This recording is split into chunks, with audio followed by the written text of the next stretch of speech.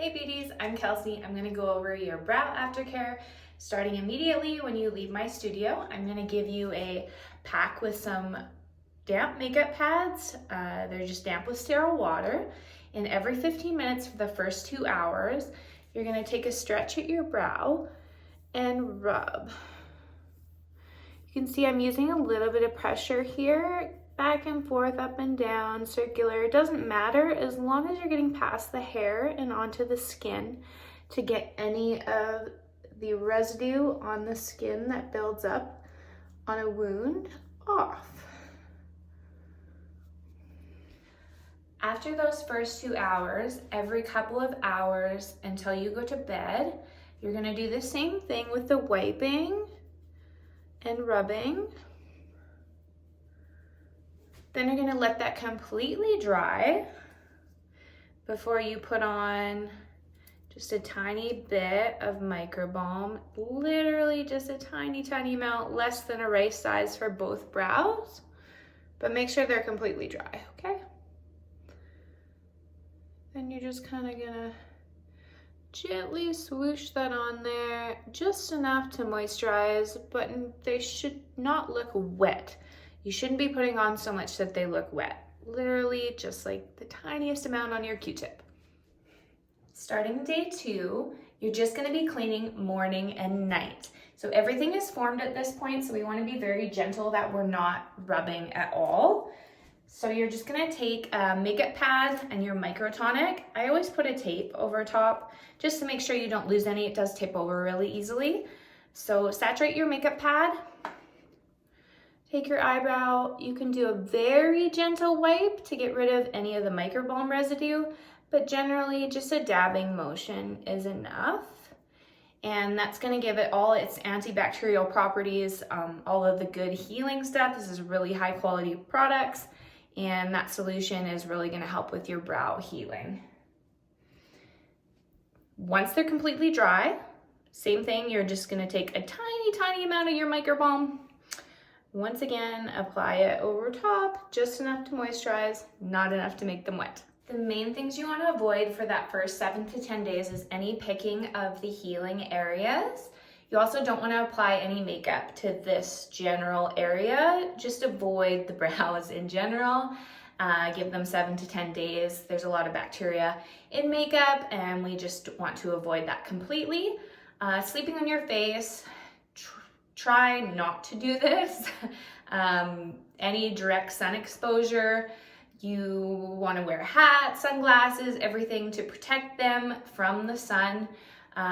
Once they are that 7 to 10 days healed, you can start applying sunscreen to them as well. Please don't come back for your touch-up with a sunburn. I cannot work on you. Working out and excessive sweating, you should avoid if you can, if possible. If not, wear a sweatband. Do everything you can to avoid getting sweat on the eyebrows. Have a really clean sweat towel. Everything you can to keep them dry and sweatless is best case scenario. Any direct water in the shower you want to avoid. So you don't want to wash your face in the shower. You want to do that separately. I will insert a little video about that as well. If you're wondering how to clean your face with avoiding your brow area, I'm just gonna give you a quick demonstration. So this is a clean towel. So I'm just gonna get it wet. Rinse it out a little bit. And I'm gonna put my cleanser on here.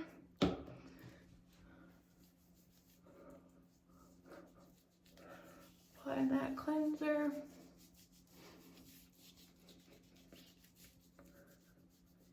Between, up and over the eyebrow. Around.